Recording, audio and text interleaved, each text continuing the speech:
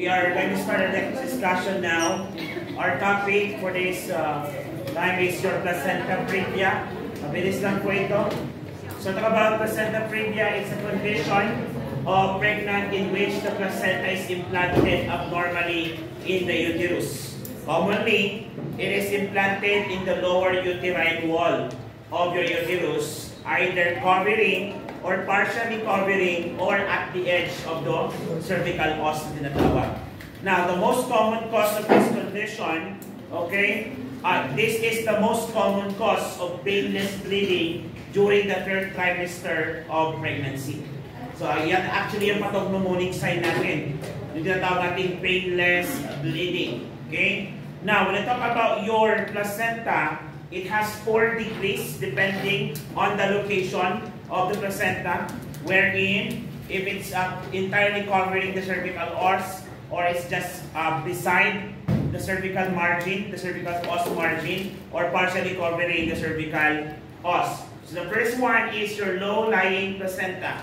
Low-lying placenta, implantation in the lower, okay, rather than in the upper portion of the uterus. Okay? So not technically covering the cervical os, but it is located in the lower part of the uterus. Followed by your marginal implantation. From the word itself, marginal, it is partially covering the cervical os, located or situated in the edge of the cervical os. So ano about cervical os?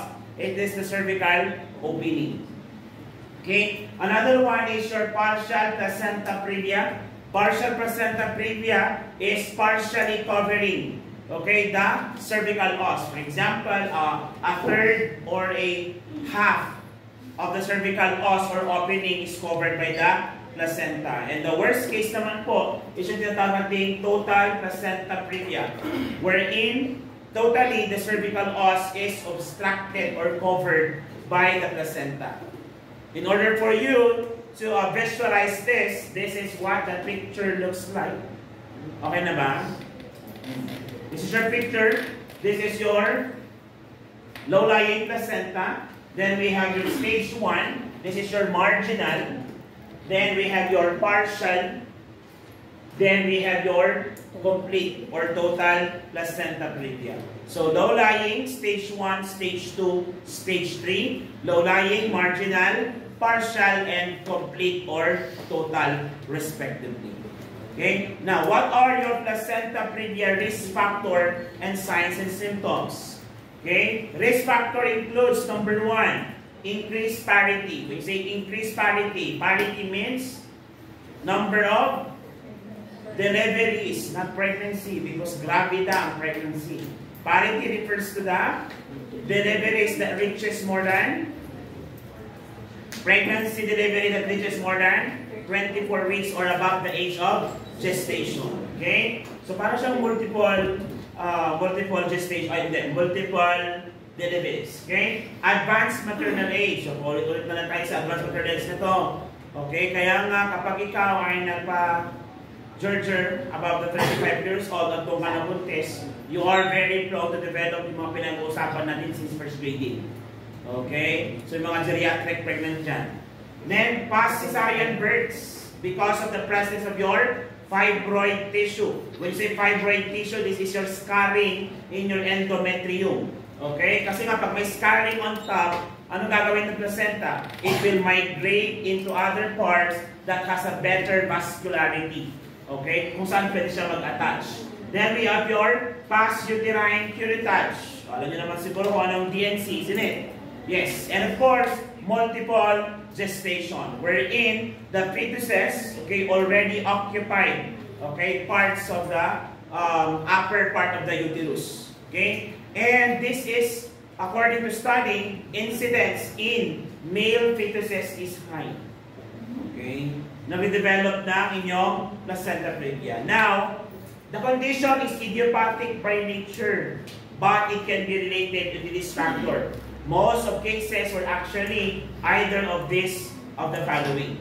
So not necessarily the cause, but it adds to the possibility of developing the condition. So what will be the signs and symptoms, sir? If you look at the board exam, there is an abrupt, painless, bright red and sudden enough, okay, to frighten a woman during the 3rd trimester. So put note on that. Painless, bright red. Okay, painless vaginal bleeding on the 3rd trimester. That is your placenta previa. Painful bleeding during this trimester is your abruptio placentae. Okay, painful and painless. We also have your non-associated with increased activity, meaning you just have the bleeding even without predisposition. Ano yung mga predisposition, mga predisposing factor? Example, wala ka namang ginagawa. Nakaupo ka lang naman, nakahiga ka lang naman, wala namang intercourse. Sir, may nagsisex pa ba kasi during pregnancy? Of course, meron pa din. Kasi nga, kapag mataas ang L mo prior pregnancy, bababa yan on the 1st trimester. Then tataas na naman yan on the 2nd trimester. Then 3rd trimester, unti-unting bababa ulit. Okay? Then tataas ulit yan after 6 months post-pregnancy. Matagal-tagal pa lang pagtitiis yun, sir, of course. Okay, matagal talaga yun. 9 months plus 6 months. 1.5 years na si Maria muna ang iyong asawa. Sino si Maria? Sino yung Cortez? Mariang kanan at Mariang kaliwa. Gamit na gamit ni Molina.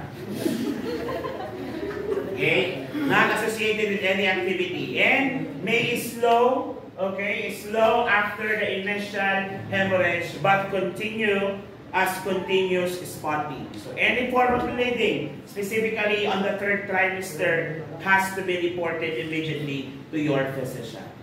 Okay? So magbibigay nila dito ng mga medications that would, okay, benefit the fetus, kung saan pwede nilang pababain yung kanyang uterine contraction ng mga gamot na yun, tocolytics. And also, kapag wala pa siyang full term, kailangan din natin pabilisin yung pag-mature ng lungs ni baby by giving na your corticosteroids or known as your, ano ulit? Surfactant? Betamethasone. Ayan. So of course, the steroids would now stimulate the production of surfactant. Okay? Now, the therapeutic management, sir. Anong mga management natin? Immediate care measures. Okay? These are your bed rests. So, ensure adequate blood supply. Always promote bed rest. Bakit, sir? Sa may mga oxygenation problem, laging bed rest ang number 1 sa ating linya in terms of management. Because if you are not moving or not doing any activity, you are consuming less oxygen. Hence, you are conserving oxygen to the body. Okay? Another one is assess for bleeding. So you have to assess the bleeding if it's something that needs to be bothered off. Okay? Now, another one is no pelvic or rectal examination. So imagine, nasaan po ba yung placenta? It's within the opening of your cervix. So if you do internal vaginal examination, ang kadalasan kasi nun, pinapasok mo sa cervix. Pag pinasok mo yun sa cervix, ano mangyayari? Kapag nandyan, ulo, maganda. Pero pag nandyan yung placenta, pwede mo siyang masundot. Take note, vasculature yun. Pwede mo siyang mag-further bleeding. Yes, same thing na nangyayari pag mayroong vasa previa na tinatawag. Okay? Then, kapag continuous ang bleeding, it's considered as heavy. You always need to assess for shock. Okay? Hypovolemic shock. And I always tell this again. Okay? Kahit pagdating ng 3rd year, ito yung hanapin sa inyo. Basta profuse bleeding ang usapan, always assess the blood pressure. Okay? Kapag impending shock yan, blood pressure will decrease or you will develop hypotension. And hypotension would now trigger RAAS and activate now sympathetic response, hence leading into tachycardia and tachypnea, creating now the hypovolemic shock syndrome, tinatawag, which is your hypotachy-tachy. Kapag hypotachy-tachy na si pasyente, medyo late stage na yan. Kasunod na yan, coma. So dapat yung hypotension pa lang, tas nasa borderline pa lang, si inyong pulse rate or cardiac rate and your respiratory rate, dapat minimanage na natin. So how are we going to manage? You stop the cause of bleeding, then replace the fluid loss. Are we clear? Yes. Kaya nga nakalagay dito, IV therapy tayo. So what is IV therapy? you're going to give now fluids. In this case, pag mga buntis, magbibigay tayo ng isotonic solution. What common isotonic solution are we going to give? PLRS. Plain lactated Ringer's solution. Isn't it? Yes. Unless si mother is hypoglycemic, nangihina na, exhausted na, magbibigay tayo ng D5-LRS or with 5% dextrose. Is that what you commonly see in the hospital? Yes. Kasi nawawala talaga yon. And you also need to monitor strict intake and output. Specifically yung output nyo, i-check nyo ang kanyang urinary output. In terms of urinary output, you should be aware of the normal urine output per hour. What is it? 30 to 60 ml per hour. Kung kakalimutan yan ha, may mga instances nakaabot na ng 40 ng estudyante, hindi pa alam ang normal urine output. Okay, so nagdaan na kayo kay Mr. Pasqua, ibig sabihin yan, hindi pwedeng hindi mo alam ang urine output. Are we clear? O ulit-ulit tayo dyan. You have to monitor. A question, analyze. Question, patient is suffering from hypovolemic shock. What is expected to be in regards to your urine output? Increase or decrease? Ano ang expected sa urine output if a patient is suffering from hypovolemic shock? Increase or decrease? There is a decrease urine output because by this time, RAAS is already being activated. Are you familiar with RAAS? Renin, Angiotensinogen, Aldosterone system. What is renin, Angiotensinogen, Aldosterone system? When a body develops hypovolemia, that creates now or lead into hypotension, matitrigger ngayon ang dalawang organ to produce two separate hormones. Ano yung hormone na yon? Your kidney will produce R, renin, while your liver produces angiotensinogen. Angiotensinogen is useless if it's not converted to angiotensin.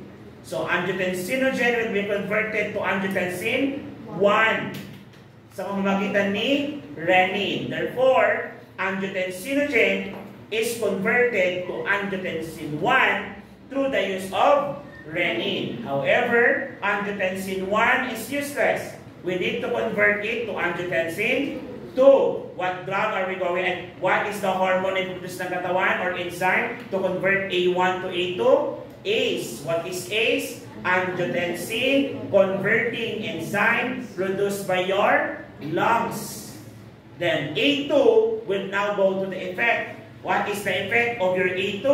Number 1, vasoconstriction, making now your blood vessel constricted and narrow. Pressure will increase. However, are you continuously losing fluid? Yes, the problem is the hypovolemia. Therefore, another effect of A2 is to retain sodium or aldosterone in the loop of Henle of your kidney. So when aldosterone is retained, sodium is retained. Chemistry, where sodium goes, water follows. So the high level of sodium will reabsorb the fluid, hence decrease ang urine output. Kasi kinoconserve ng katawan ang tubig. The problem is, kung continuous pa rin ang blood loss, dadating din ba ang time na bababa ulit?